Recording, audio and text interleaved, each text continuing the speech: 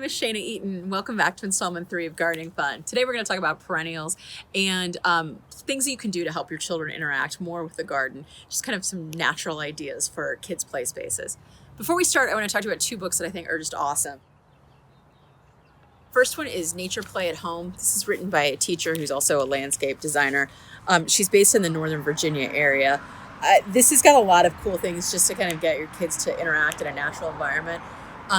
I feel like there are a number of books that are written for gardening with kids, and many of them I don't think are actually that good. This one I really liked. Thought she had some really cool ideas.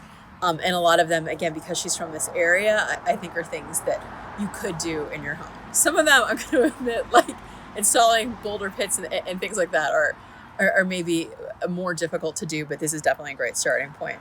The second book I'm going to talk to you about is called The Artful Garden.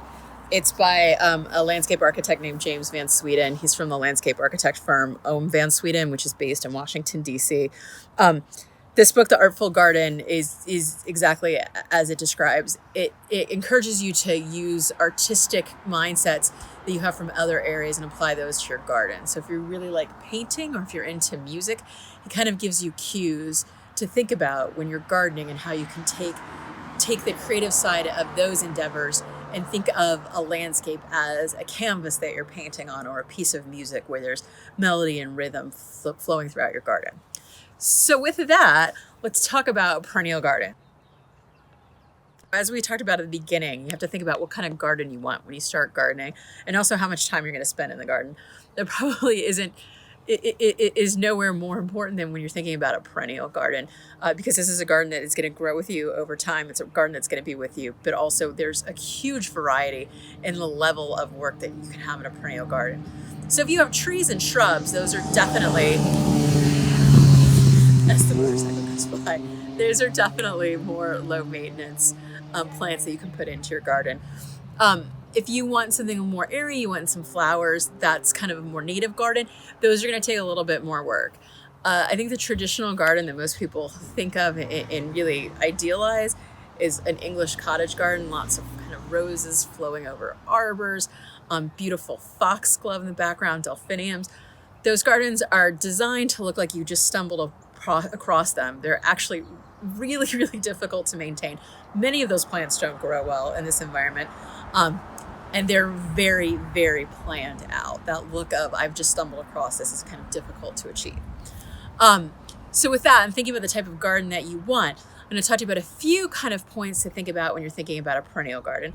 Now, a lot of times I think we think about flowers as being the main thing that we're interested in gardening. I know I certainly am very into flowers for having a cut garden. When you're looking at a perennial garden, this is something that is going to grow over time. So you want to look at different things in the plant. You want to look at what you're going to get in different seasons. They talk a lot about plants that have multi-season interest. So for example, we're going to come over here and we're going to look at, I have a red twig dogwood that's just starting to come back into leaf. But in the winter, you see these red blowy leaves in the background. It's quite a nice thing to look at and see in the winter. I know personally I hate the winter, so I try to plant to have things in the garden that kind of give me something to focus on in the winter. One of the things that you can't see in my garden now, you can see kind of scattered throughout, or grasses. I've just cut these back, but in the winter, those are big kind of airy puffs. They look really lovely with frost on them. And that kind of really takes over in the fall and then goes through the winter season when there's not a lot else in the garden. They also add nice structure to your garden.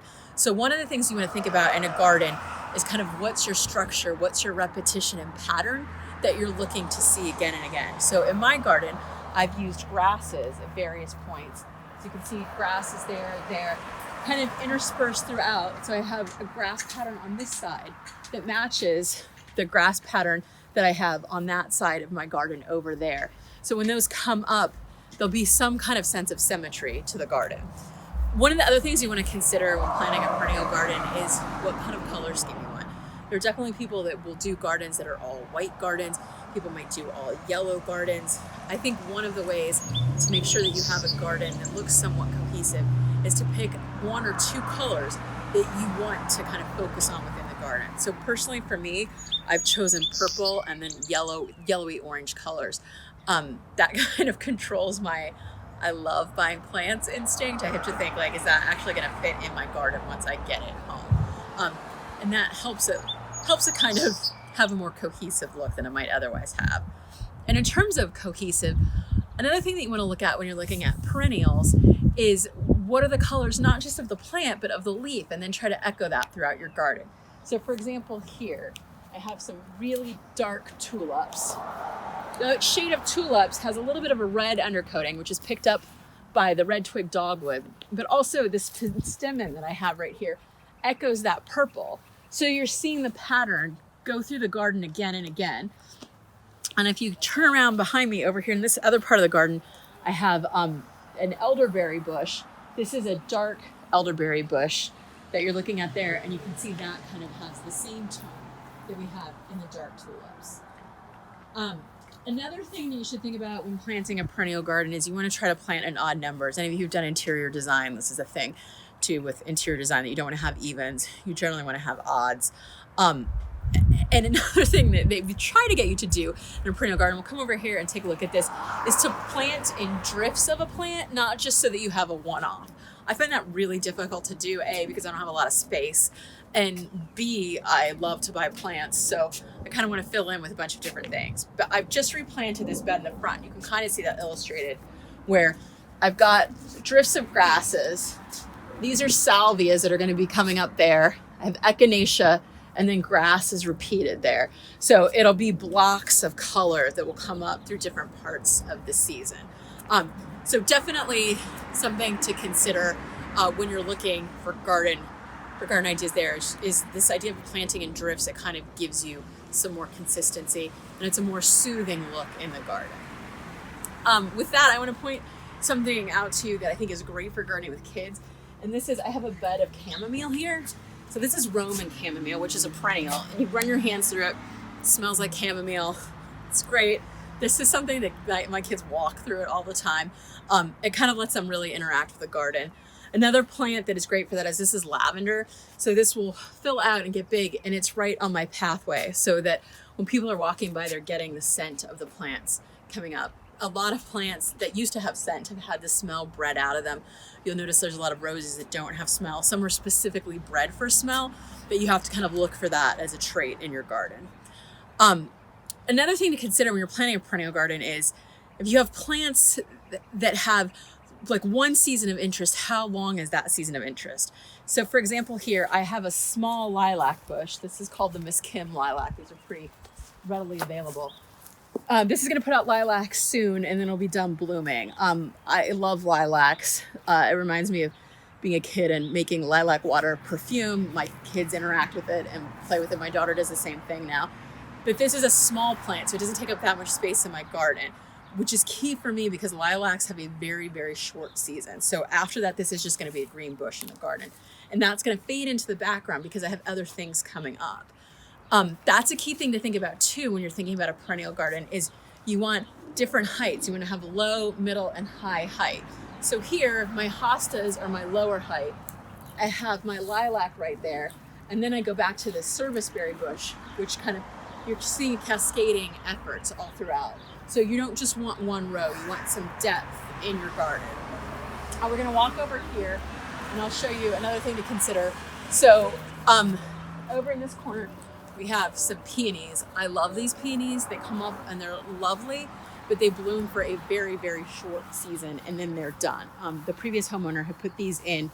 I certainly enjoy them, but I don't know if I would plant them myself. So that's something to think about because once they bloom, and they normally bloom much later in the season, they'll bloom in May. There's normally a rainstorm, they normally all get knocked down, and then you kind of got all of this real estate taken up. These work because they get cut down under this crepe myrtle, so then the crepe myrtle becomes the focus. But that's a key thing in a perennial garden too, is kind of thinking about when the focus is going to be there. Okay, so with that, I'm going to take you back to my back garden and show you some things that we have. So another thing to consider in a perennial garden, right now we're in my back garden, is sometimes the perennials, herbs are a type of perennial. They're definitely annual herbs, but they're perennial ones that come up year after year. These are great to use in landscaping. So you see behind me, this is eucalyptus that came back or didn't die last year. Rosemary, which we've had harsh winters, it's killed a lot of rosemary. Right now mine's looking great. Sage, thyme, chives right here come up every year as well. And then this is some golden oregano at the back that's more ornamental. this garden I've planted so that there'll be flowers that will come up later on in the season too. But this is great if you like to cook. It's wonderful to be able to come outside and get herbs. The sage, I feel like I tend to use more in the winter. Definitely is great to have at Thanksgiving. With that, I want to point you to one great idea, and we mentioned this when we were talking about planting seeds with the scarlet runner bean, is like a teepee for your kids to play in. This has little frog footstools that have kind of been covered over. The kids can run and hide in there. Kids really like to have a space to kind of hide and feel like they're secluded from everyone. So my kids play in this space. And then back behind there, I would show you, but it's a mess right now, is a mud kitchen, and they've been using that nonstop. I would look up mud kitchen online. That looks like now they make them prefab, but we made ours out of old pallets. And it basically has a lot of kind of just old pots and pans and things for the kids to pretend that they're cooking with. So some other great kind of natural things for the kids to play with, I'm going to show you as you see the plastic playhouse, are stones. We just had these put in. This is what a kind of a new perennial bed would look like. Things are still small. Everything's got space between it because you plant for the plants to get larger. We've installed stones. My kids climb and play on these all the time. They think that they're horses. These tree stumps are a great thing too. I have a row of them up there. It's great for the kids to practice balancing. One other thing to consider planting for kids is there's obviously a lot of child structures that are not very pretty. Kind of try to hide our sandbox back behind some plants. Here I've put mint in the ground, which is generally a no-no. This is kind of a controlled area. This is great because kids can run and play on it. Obviously it has a lovely scent. Another great plant for kids is Lambsier. You'll see here, the name, as the name implies, it feels like you're petting a lamb's ear. So these are just a couple things to consider, both for gardening with children and for gardening with perennials. I urge you to kind of think about what your creative interests are and what you think looks beautiful in nature. Everyone has kind of a different aesthetic, just as you have in your home, people have in your garden, to make it the best garden that you can for you and your family. Thanks.